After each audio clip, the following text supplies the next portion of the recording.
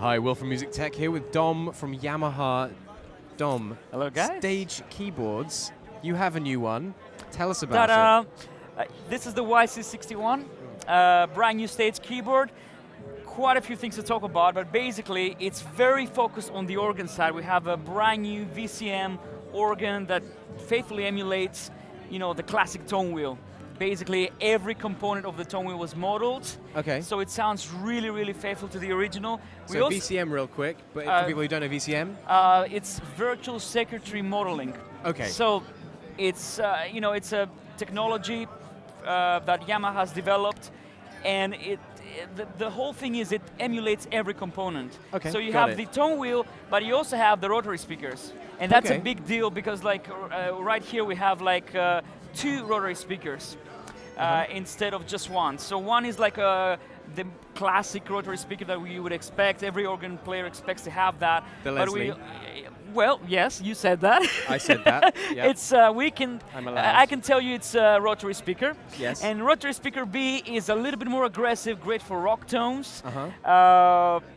It has more presence. It cuts through the mix. If you want to do this deep purple stuff and all these things, this is a great kind of rotary speaker to use. And we also have an FM organ.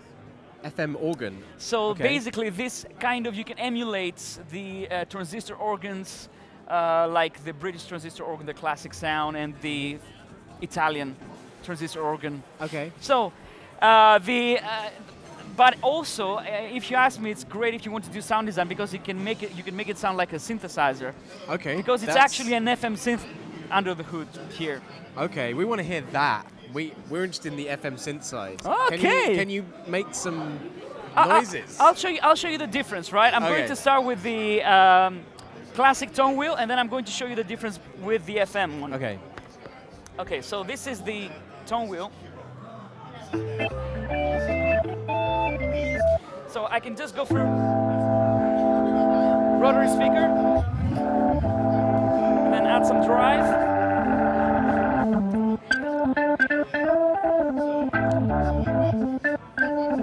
This is a more organ type of sound. And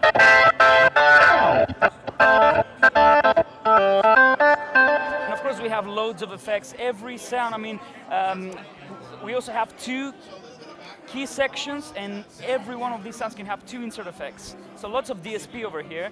Now I'm going to show you the FM organ, right? So this is one flavor, okay? And as you can see, we have different colors.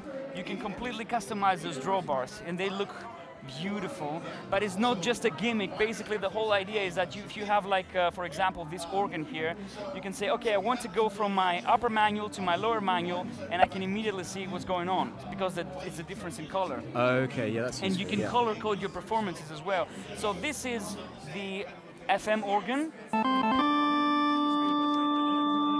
So this actually is like the British type of...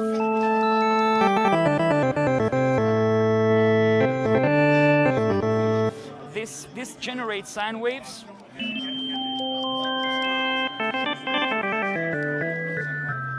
And this is the Italian kind of, which is sawtooth. But this sounds like massive.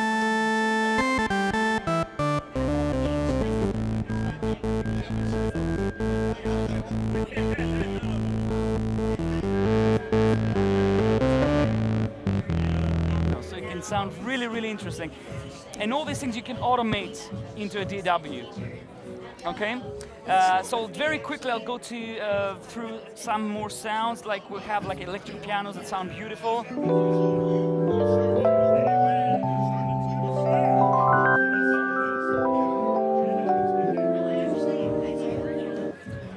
Pianos.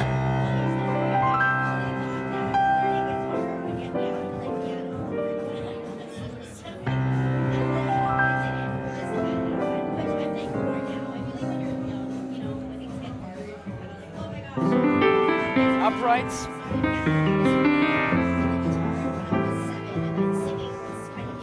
Now we also have FM pianos, and this is actually an FM synthesizer generating all these sounds. So just before we get to that, are those model sounds then? No, these are the pianos are sampled. Oh, they're sampled. Oh, I see. Yeah. Okay, yeah.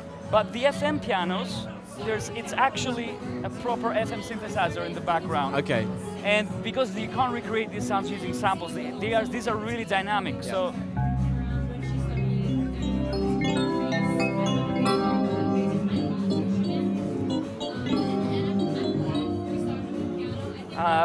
Synths.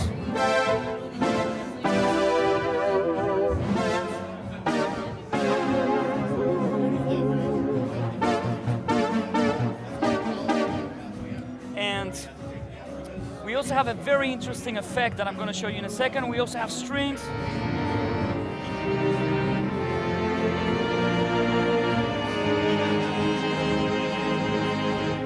And a very cool effect. Sorry. Yeah. But on the FM synth side, how much control do you actually have over your sound? Well, that's a very good question. Basically, if you have an FM sound, you have if you go into the menu, you can go to settings, go sounds, and you can say, okay, I want to go and change my portamento. I want to change the FM Unison. I can change the mode. I can change the detune, and I can also change the spread, so you can make the sound really, really wide. Let's spread it. Let's do it. So this is how it sounds without the. So this is completely.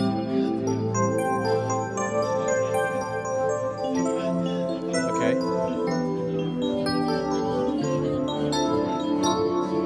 I can detune as well. Okay. What about this mode thing? What does that do? So this is how many unison voices you're going to have. Oh, I see. Yeah. Okay. So you have like, considering that this is not a synthesizer, you have quite a few interesting options to play with. Okay. And it looks like there's a looper in there as well. Like you're about to. Yeah, it's the looper delay, which is this one right here. You can have quite a few effects in this section, but the looper delay is really interesting. So. It works pretty much like a looper. So you can say, I want to start looping this, I turn it on.